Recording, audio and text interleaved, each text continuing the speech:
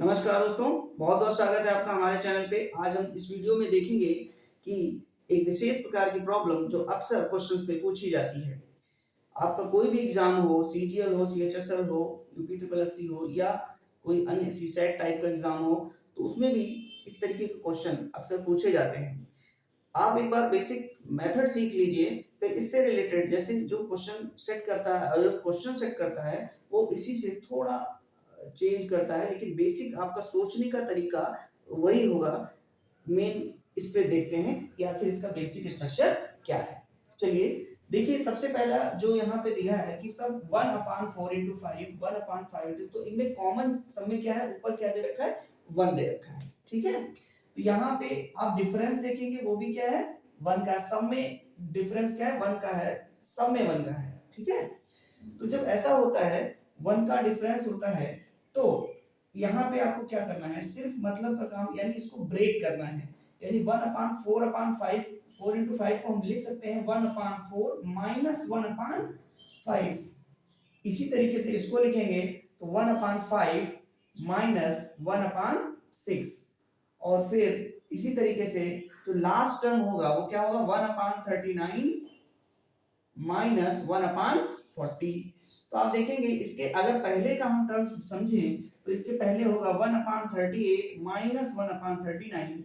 ठीक है, तो ये कौन कैंसिल हो रहा है, ये देखिए सब कैंसिल हो जाएंगे, माइनस प्लस कैंसिल, ऐसे ही ये सारा का सारा क्या हो जाएगा, कैंसिल हो जाएगा। जो मतलब की चीज बचेगी लास्ट में वो ये बचेगी, सबसे पहला टर्म यानी सबसे छोटा वाला, यानी 1/4। तो 1/4 बचेगा यहाँ पे, और माइनस कौन बचेगा, 1/40, यानी लास्ट वाला जो बड़ा है, यानी 1/40। ठीक है, अब आप जानते हैं जैसे कि फ्रैक्शन को यानी डिनोमिनेटर सेम होने चाहिए, यानी इसको भी मैं क्या कर दूंगा, 10 से ऊपर नीचे मल्टीप्लाई कर दूंगा, और 10 - 1 यानी 9/40।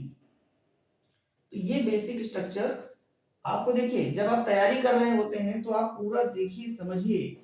अगर मैं आपको बताया, अगर मैं डायरेक्ट ही बता देता कि यहाँ पे देखियो भाई 1/4 माइनस 1/40, तो आपको आज नहीं तो 2-4 दिन बाद वो माइंड से स्लिप हो ही जाएगा। लेकिन जितना लंबे प्रोसेस को समझ लेंगे, आपको पता होना चाहिए एग्जाम में किया नहीं जाता है। एग्जाम में आपको सिर्फ और सिर्फ ये डायरेक्ट करना है, ये सीधा ये प्रॉब्लम करनी है। अब देखेंगे कि अगले क्वेश्चन में ये बेसिक है, इससे थोड़ा आगे चेंज करके क्या देते हैं। देखिए अब इस क्वेश्चन में देखिए, ये यहाँ पे जो डिफरेंस है वो कितना है, 4 का है। अगर आप देखें सब में 4 का है, और यहाँ पे आपका डिफरेंस जो है वो 4 का है। तो पहले वाले क्वेश्चन जो मैंने बेसिक स्ट्रक्चर की बात की थी, वहां पे डिफरेंस 1 का था। तो आप जानते हैं 1 से मल्टीप्लाई और डिवाइड करने का कोई मतलब नहीं होता है। क्योंकि यहाँ 4 का डिफरेंस है, तो इसको अब हम कैसे लिख सकते हैं, 1/4 सब में कॉमन हो जाएगा, हम बाहर ले लेंगे, 1/4 क्या हो जाएगा, कॉमन हो जाएगा, यही बाहर लिख दिया जाता है। फिर यहाँ पे जो बचा, देखिए कितना बचा है, 1/4 सबसे छोटा वाला आएगा, यानी 1/4 माइनस यहाँ सबसे लार्ज नंबर आएगा, यानी 1/400। तो इस तरीके से ये डायरेक्ट मेथड है कि आपको यही एग्जाम में करना है। अब इसको सॉल्व करने के लिए 100 से मल्टीप्लाई करेंगे, तो 100 से मल्टीप्लाई करेंगे तो ऊपर भी करेंगे, तो ये आंसर आ जाएगा 1/4 into 100 - 1 यानी कितना, 99/400। तो कोई कॉमन फैक्टर है नहीं, तो आंसर आपका क्या आ जाएगा, 99/4 16 यानी 1600, यही आपका आंसर हो जाएगा। तो जब बेसिक स्ट्रक्चर में आप समझेंगे, तो अगर डिफरेंस 1 का है तो कोई दिक्कत नहीं, लेकिन 1 से अलग है, कोई अलग नंबर है, तो उसको आप 1/4 यानी बाहर लिख लेंगे। ठीक है, चलिए नेक्स्ट क्वेश्चन देखते हैं। अब देखिए इस क्वेश्चन में क्या है कि इसको देखने से पता तो चल रहा है, वही बेसिक स्ट्रक्चर आपके दिमाग में आएगा। जैसे ही आप इस क्वेश्चन को देखेंगे, डॉट डॉट लगा हुआ है, इतना बड़ा सा डिनोमिनेटर का एलसीएम तो लेने नहीं लगेंगे, क्योंकि ये गलत रास्ते पे आप निकल चुके। अगर आप इनका एलसीएम लेके सॉल्व करना चाहते हैं तो समझ लीजिए आप गलत ट्रैक पे निकल चुके हैं।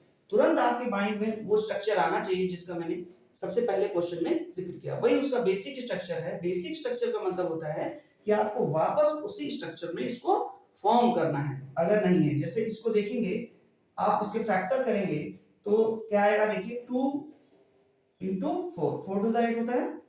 ठीक है, ऐसे ही 4, अब देखिए 2 का डिफरेंस है तो यहीं से हम समझ लेंगे, यानी 4 6 24 और 6 8 जार 48।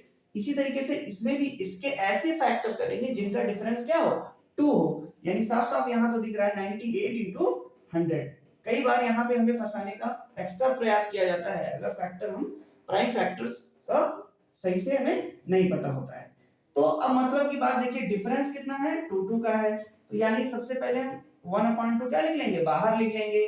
और यहाँ देखिए क्या बचेगा, 1/2 और सबसे लास्ट में 1/100। तो ये 1/100 हो गया। अब इसको किससे मल्टीप्लाई करेंगे, डिनोमिनेटर सेम करने के लिए 50 से करेंगे।